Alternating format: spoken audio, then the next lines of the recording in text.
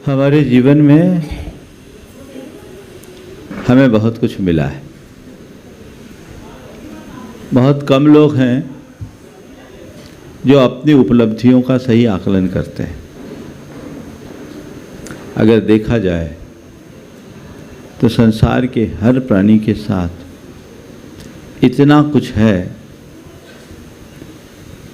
जो उसके जीवन के लिए बहुत कुछ हो सकता है, लेकिन इसके बावजूद प्रायः लोग उनका सही मूल्यांकन नहीं कर पाते और अपना रोना रोते रहते हैं। संत कहते हैं जिंदगी जीने के लिए है, रोना रोने के लिए नहीं। जीवन मिला है, जियो, जीवन का रस लो। रोना रोना कतई उचित नहीं है। रोने के साथ तो तुम अपना जीवन का सुख ही खो दोगे, रोने में खोना है। तो जीवन का रस लो और जो चीज़ें तुम्हें हासिल हुई है उसका सही मूल्यांकन करो। आज 4 सवाल आप सबके सामने रखता हूँ। ये ऐसे सवाल हैं जो हर मनुष्य को नित्य अपने मन से पूछना चाहिए और उसका समाधान अपने भीतर ढूंढना चाहिए। सबसे पहला सवाल, क्या मिला? बोलो, क्या मिला? तुम्हारे जीवन में तुम्हें क्या क्या मिला? हिसाब लगाओ। अभी बोलेंगे तो तुम लोग ये गिना दोगे क्या नहीं मिला, पर क्या मिला इसको गिनो। क्या मिला? मैं गिनाऊं? हाँ, अच्छा शरीर मिला, मिला। अच्छे माँ बाप मिले, मिला। अच्छी बुद्धि मिली, मिली। अच्छे संस्कार मिले, मिला। अच्छा परिवार मिला, मिला। धन संपन्नता मिली, मिला। बोलो, सब प्लस प्लस है ना? कितने माला माल हो। गुरुओं का समागम मिला, मिला ना? क्या मिला? क्या मिला? सब कुछ मिला। फिर रोते क्यों? क्यों?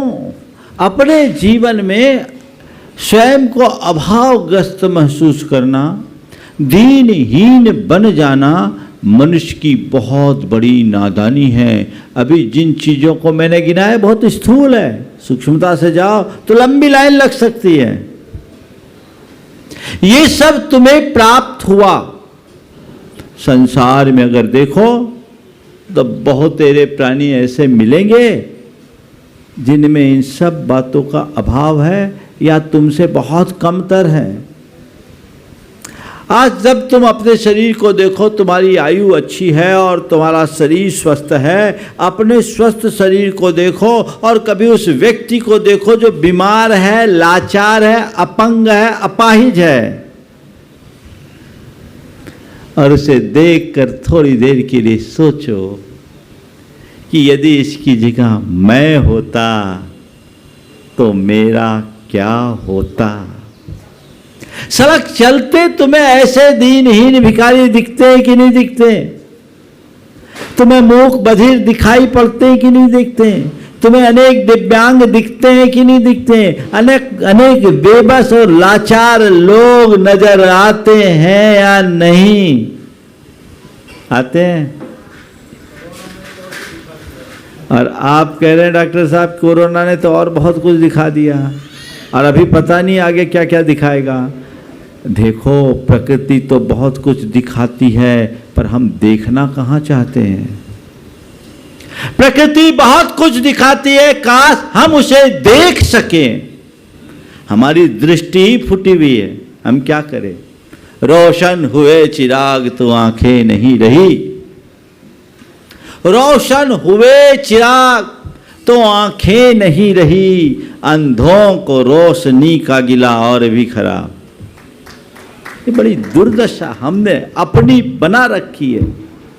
सच्चे अर्थों में प्रकृति हमें संसार का खुला चित्र दर्शाती है, पर हम देखना कहाँ चाहते हैं। वो जीवन के यथार्थ का बोध कराती है, पर हम वो बोध पाना कहाँ चाहते हैं। क्या मिला सोचो। आज तुम शरीर से स्वस्थ हो, है ना, बिल्कुल फिट। काश अनफिट होते तो उनकी परेशानी को पूछो जो शरीर से लाचार हैं। वो बेचारे कहते हैं अरे क्या बताऊं, मेरा भाग ही फूटा है। कहा जाता है पहला सुख निरोगी काया। तो आज निरोगियों की संख्या ज्यादा है कि रोगियों की? निरोगियों की संख्या है, पर शरीर से निरोगी होकर के भी मन से बीमार लोगों की भरमार है। शरीर से तो स्वस्थ है, मन से बीमार है। क्यों? क्योंकि उनका नजरिया ठीक नहीं है। हमारा शरीर स्वस्थ है, यानी हम अपने जीवन में काफी अच्छे हैं, हमने ऊंचाई पाई। दूसरी बात, अच्छी बुद्धि है। आज अपने जीवन के विषय में सब प्रकार का निर्णय लेने में सक्षम हो, पूरी तरह से सूझबूझ से संपन्न हो, जो चाहिए सो करने में समर्थ हो, और अपनी भावों को अभिव्यक्ति देने में भी समर्थ हो। सड़क चलते अनेक मंद बुद्धि लोग दिखाई पड़ते हैं, होते हैं।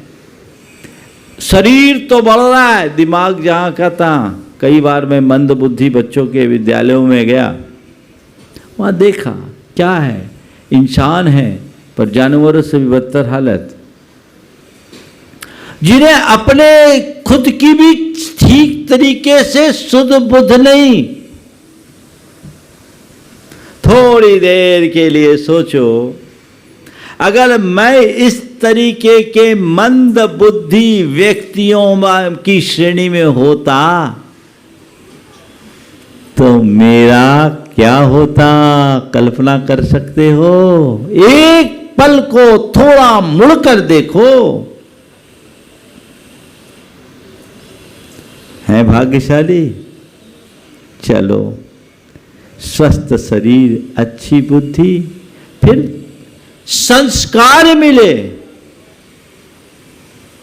तुम एक आचार विचार संपन्न मनुष्य हो। अगर तुम्हारे जीवन में अच्छे संस्कार नहीं होते, तुम्हारे माँ बाप ने तुम्हें संस्कार नहीं दिए होते, तुम्हारा ठीक ढंग से पालन पोषण नहीं किया होता, पैदा करके म्युनिसिपैलिटी के जिम्मे छोड़ दिया होता, तो क्या होता? लुच्चा, लफंगा, आवारा और अपराधी बन करके फिरते, और क्या होता? सड़क पे बहुत ऐसे लोग घूमते दिखते हैं जिन्हें लुच्चा और लफंगा कहा जाता है, जिन्हें आवारा और अपराधी के नाम से जाना जाता है, और जो अपने अपराध जन कृत्य के कारण जेल के शिक्षों में भी बंद रहते हैं। अपने आप को पूछो, वैसा तो मैं नहीं हूं ना?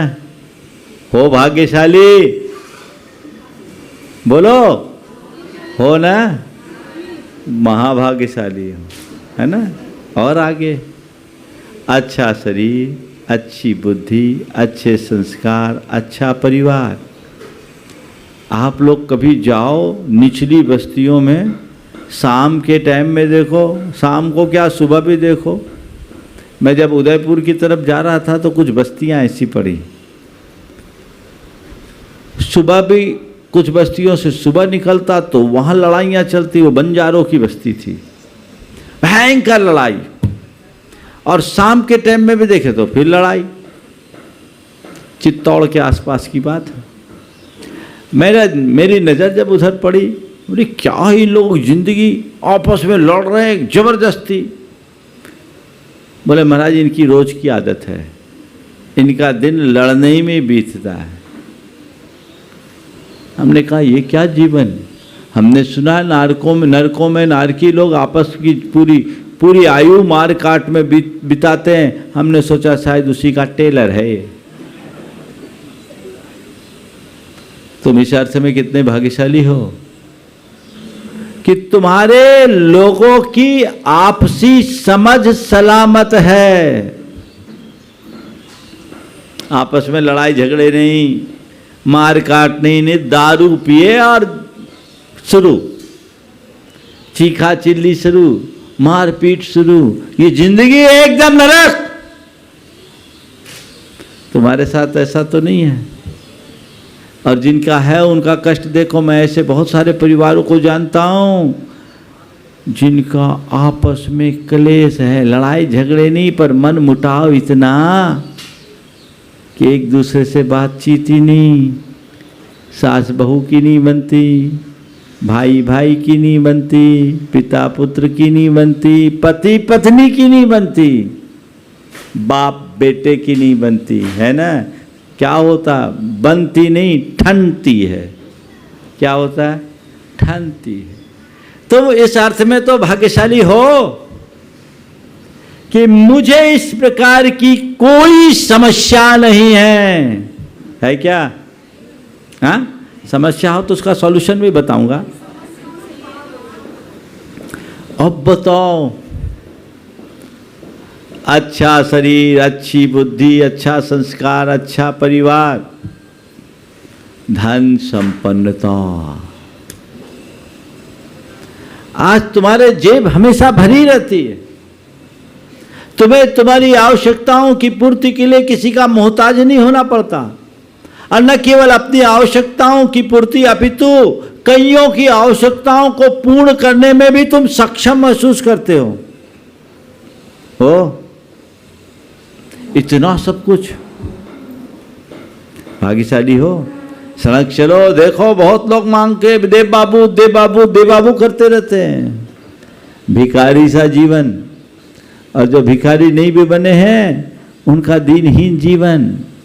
सुबह मिल गया तो शाम का ठिकाना नहीं, शाम को मिला तो सवेरे का ठिकाना नहीं। न खाने को अन्न, पहनने को वस्त्र, न रहने को छत, कुछ भी नहीं। न रोटी है, न कपड़ा है, न मकान है, कोई ठिकाना नहीं। पर तुम्हारे साथ ये सब बातें पूरी तरह से सलामत है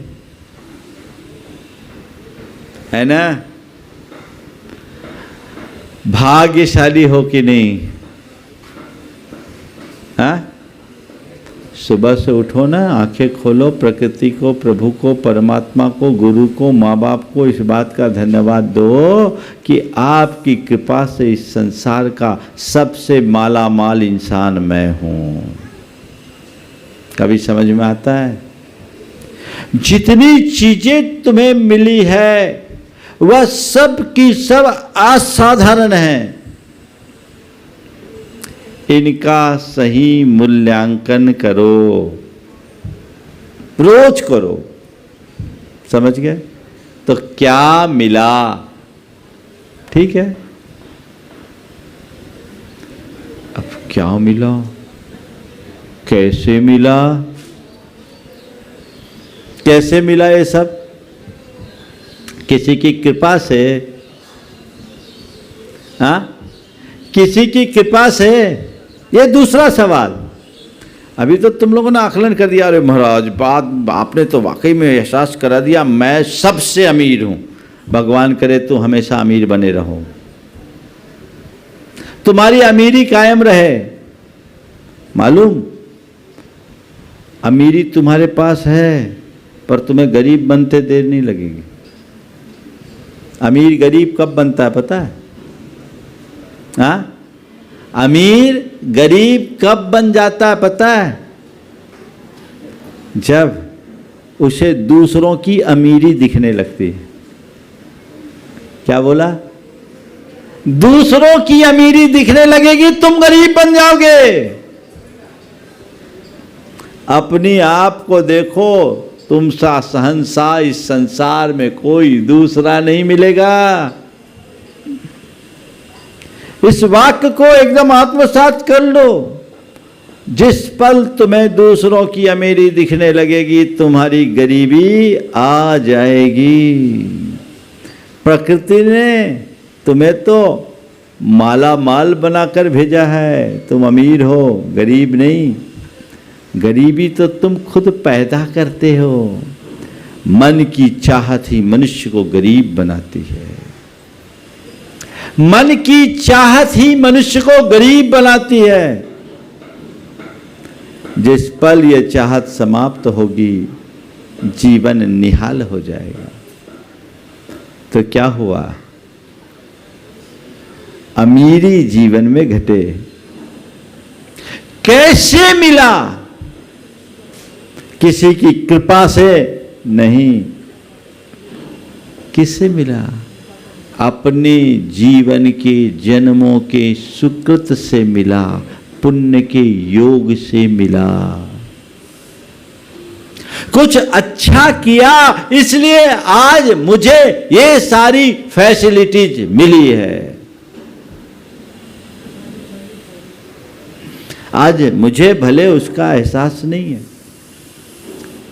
मैं ये सब उपलब्धियों को पाने के पीछे कितना मूल्य चुकाया हूं, इसका एहसास मुझे ना हो, ऐसा हो सकता है। लेकिन ध्यान रखना, उपलब्धियां बिना मूल्य चुकाए नहीं मिलती।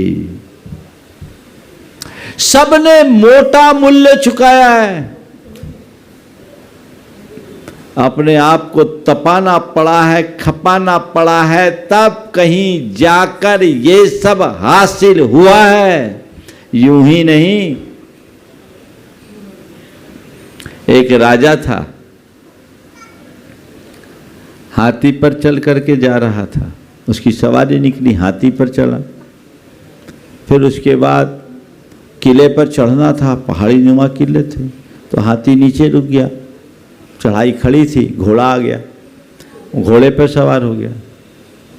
फिर घोड़े पर चल करके उसका किला बड़ा सुरक्षित था, तो अंदर सकरी तंग गलियां आई, तो घोड़े से उतर गया।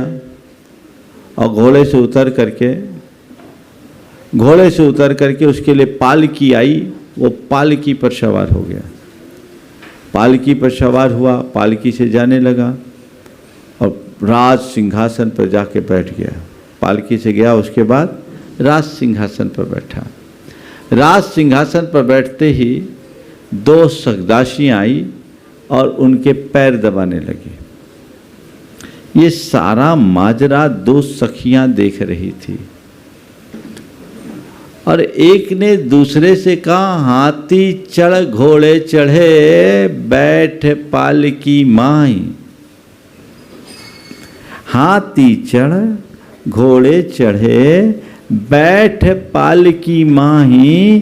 कब के थाके हे सखी, जो अबे दबावत पाए। मैं क्या देख रही हूं? पहले तो हाथी पे चढ़े, फिर घोड़ा पर चढ़े, फिर पालकी पे बैठे और अब पांव दबवा रहे। थके कब जो पैर दबवा रहे हैं? हाथी चढ़ घोड़ा चढ़े, बैठ पालकी माई। और कब के थाके हे सखी, अबे दबावत पाए।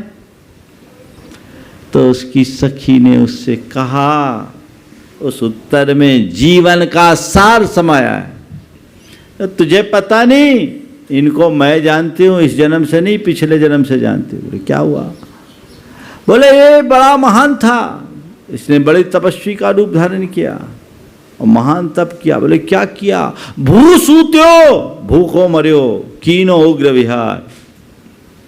पिछले जन्म में मुनि बनकर धरती पर सोए और खूब व्रत उपवास किया, उग्र विहार किया। भू सूत्यो, भूखो मर्यो, कीनो उग्र विहार। और तब के थाकी हे सखी, अबे दवावत पाऊं। समझ में आ रही है बात? बहुत अच्छा किया है, इसलिए अच्छे परिणाम तुम्हें मिले हैं, इसमें कोई संशय नहीं। परम पुण्य के योग से ही ये सारे सुयोग मिले हैं। तो कैसे मिला? बोलो, कैसे मिला? किसने दिया? पुण्य ने दिया ना। ये सारी उपलब्धियां किसकी है? पुण्य की है। तो पुण्य की धरोहर को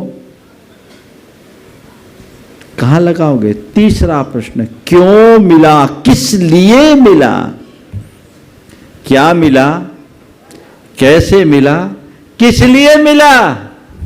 बोलो, किस लिए मिला? ये सब आकलन तो कर लिए, कैसे मिला ये पता है, क्यों मिला ये भी पता, क्या मिला ये पता, किस लिए मिला, क्यों मिला, इसका मकसद क्या है, इसका उद्देश्य क्या है? खूब मौज मस्ती करो, भोग करो, हाँ, अच्छे काम के लिए मिला। तो भाई साहब 24 घंटे में हिसाब लगाइए, कर क्या रहे हो, कर क्या रहे हो, अच्छे काम या बुरे काम? बोलो, यही समझने की बात है। क्यों मिला, किस लिए मिला, ये सवाल अपने मन में उठाओ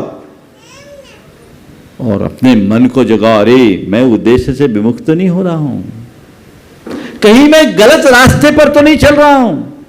अगर ऐसा मैं करूंगा तो मेरा पतन अवश्यम भावी है, मुझे कोई बचा नहीं सकता। जीवन में बदलाव आना चाहिए।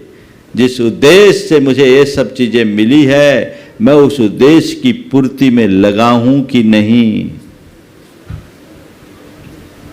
ये मनुष्य जन्म किस लिए मिला? कल मैंने अर्थ से परमार्थ की बात की थी।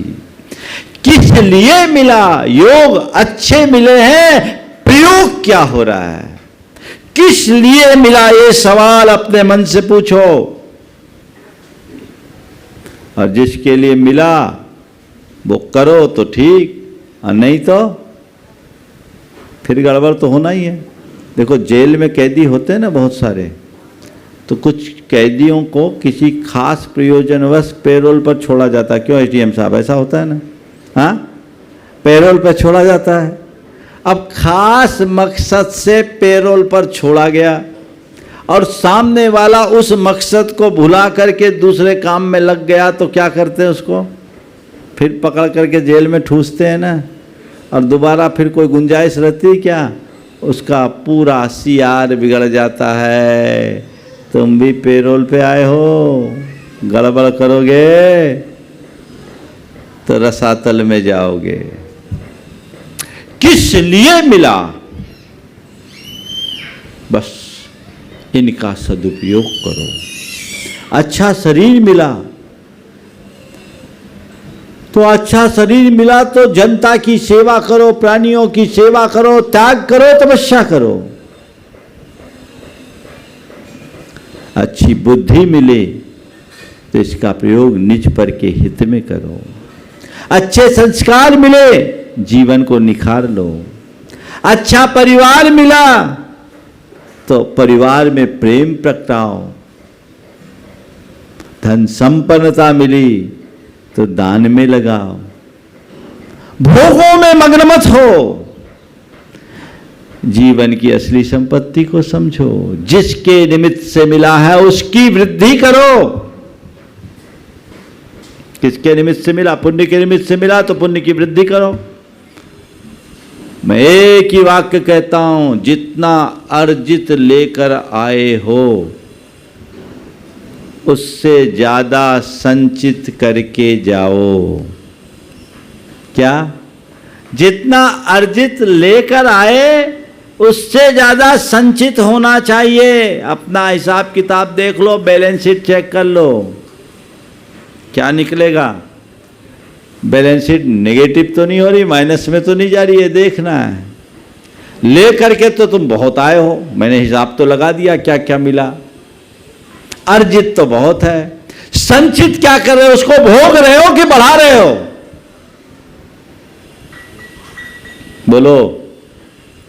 भोगोगे तो डूबोगे और बढ़ाओगे तो तरोगे। तय तुम्हें करना है कि मुझे क्या करना है, क्या कर रहे हैं। कोशिश कीजिए अपने प्रवृत्ति को ठीक करने की। पाप बुद्धि से बचिए, पाप रुचि से बचिए, पाप क्रिया से बचिए, पाप प्रवृत्ति से बचिए, तभी काम होगा। इन सारे सुयोगों को अच्छे कार्य में लगाने का भाव रखिए। हर पल अच्छा करने की कोशिश कीजिए, जितना बन सके अच्छा कीजिए, तो वो हमारे जीवन की सही उपलब्धि होगी। लेकिन लोग भूल जाते हैं, अपने जीवन का मूलभूत प्रयोजन ही उनको स्मरण में नहीं रहता, और जब पूरी जिंदगी खींच तान कर पूरी कर देते हैं, आखिरी में सोचते हाय मैं कुछ कर न सका। अरे भाई अब क्या, जब करने का अवसर था तो किए नहीं, और अब सिर धुन रहे हो तो सिर धुनो, और क्या होगा। अवसर पर जो नहीं करता उसे पूरी जिंदगी सिर धुनने के लिए बाध्य होना पड़ता है। तो जो अर्जित लेकर आए हो उससे ज्यादा संचित करके जाओ। तुम लोग तो व्यापारी हो, बोलो जितना इन्वेस्टमेंट करते हो उससे ज़्यादा आउटपुट निकालना चाहते हो कि नहीं? इन्वेस्टमेंट तो ज़्यादा है, रिटर्न कम है, कहते धंधा घाटे का है कि नहीं है? तो देख लो तुम घाटे का सौदा कर रहे हो या लाभ का सौदा, बोलो कौन सा सौदा है, घाटे का या लाभ का? और देखो किसी की कमाई 54 हो और खर्चा 10 रुपया हो और उस पर कर्जा 100 रुपया हो, उसका क्या होगा? 100 रुपये की का कर्जा, 10 रुपये का खर्चा और 54 की कमाई, क्या होगा? दिवाला पिटेगा। और क्या होगा? यही होगा ना? हाँ, अब देखो तुम क्या कर रहे हो, दिवाला तो नहीं पिटवा रहे हो अपना, जन्म जन्मांतरों से तो यही होता रहा है, अपना दिवाला पिटवाते रहे। काश आज अपने जीवन की वास्तविकता को समझो तो अपनी दिशा बदलो। पुण्य से प्राप्त संयोगों का पुण्य में ही प्रयोग करो, पाप में नहीं, अन्यथा जीवन विनष्ट हो जाएगा, बिखर जाएगा, बर्बाद हो जाएगा। मैं तो एक ही बात कहता हूँ, राम लाल से पैसा लो और श्याम लाल को दे दो, दोबारा राम लाल के पास जाओगे तो राम लाल कुछ देगा क्या? बोलो आप लोग क्या करते, राम लाल का पैसा राम लाल को चुकाते हो कि श्याम लाल को? बोलो। बोले महाराज हम लोग तो बहुत आगे कि हम न राम लाल को देते न श्याम लाल को। एक ने कहा आज तक जिसका लिया चुकाया नहीं, तुम्हारा क्या खा के भाग जाऊंगा? आज तक जिसका लिया चुकाया नहीं, तुम्हारा क्या खा के भाग जाऊंगा? ये तो हाल है तुम्हारे। लेकिन बंधुओं, दुनिया में तुम धूल, दुनिया की आंखों में तुम धूल झोंक सकते हो, पर कुदरत की आंखों में धूल नहीं झोंका जा सकता। तुमने राम लाल का पैसा अगर श्याम लाल को दिया तो दोबारा राम लाल का वास्ता, दरवाजा तुम्हारे लिए बंद रहेगा, कभी नहीं खुलेगा। तो बस मैं इतना ही कहना चाहूँगा, पुण्य के योग से प्राप्त संयोगों का प्रयोग पुण्य के लिए करो। राम लाल से जो मिला उसे राम लाल को ही लौटाओ। पाप में लगाओगे तो राम लाल का पैसा श्याम लाल के अकाउंट में जाएगा, और श्याम लाल के चक्कर में गए तो कंगाल होगे। श्याम लाल बहुत चतुर है, वो खींचना जानता है, देता कुछ नहीं है, आश्वासन देता है। क्या देता है? आश्वासन। लगाओ, इन्वेस्ट करो, हम देंगे हम देंगे हम देंगे देंगे देंगे, सारा पूंजी हड़प लेता है और फिर ठेंगा दिखा देता है। अब क्या है? बन जाओ भिखारी, लो एक हाथ में कटोरा और घूमो। संत कहते हैं जो व्यक्ति धर्म विमुख जीवन जीता है उसे आज नहीं कल भिखारी ही बनना पड़ेगा। एक सज्जन है मेरे संपर्क में, बड़े धनपति पर बहुत आध्यात्मिक विचारों के और खरा बोलने वाले। तो उन्होंने अपने ही भाइयों और समधियों के बारे में बोला, बहुत पैसा, लेकिन केवल मौज मस्ती में ही लगने वाले, दान धर्म की तो कभी भावना ही नहीं।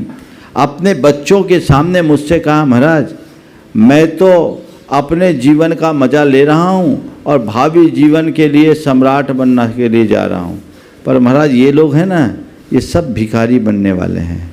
ये अपने जीवन को भिखारी बनाने वाले हैं, क्योंकि आज भोग रहे हैं, अर्जित कुछ भी नहीं कर पा रहे हैं। जो केवल खर्चा करे और कमाए नहीं, वो कंगाल तो होगा ही होगा। केवल खर्चा करते रहो और कमाओ नहीं तो कंगाल होना है, तय है, मानकर चलो। तो भाइयों, खर्चा तो खूब हो गया, कुछ कमाई भी करो, नहीं तो क्या होगा। रोते रोते ही निकल गई सारी जिंदगी, बोझा ढोते ही निकल गई। ये कहानी चरितार्थ होगी ना। कुछ भी हासिल नहीं होगा। अच्छा कर्म करो, किस लिए मिला? अच्छा करने के लिए मिला। विनय कुमार पथिक के एक बहुत मधुर गीत गाते थे, कैसे हो भुगतान की हुंडी जाली है, क्यों कर हो कल्याण की करनी काली है। ये बात बहुत समझने की है। तो किस लिए मिला? बोलो, समझ में तो आ गया? मतलब समझते तो सभी हैं, पर उतनी ही देर जितनी देर आपके सामने, बाद में तो हम औरों को समझाते हैं। ये तो तुम्हारा हाल है। जीवन की वास्तविक समझ विकसित कीजिए, जीवन की दिशा को बदल लीजिए।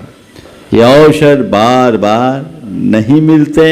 ये सवाल नित्य कीजिए, क्या मिला, कैसे मिला, किस लिए मिला। अब चौथा सवाल थोड़ा हटकर, मेरा क्या?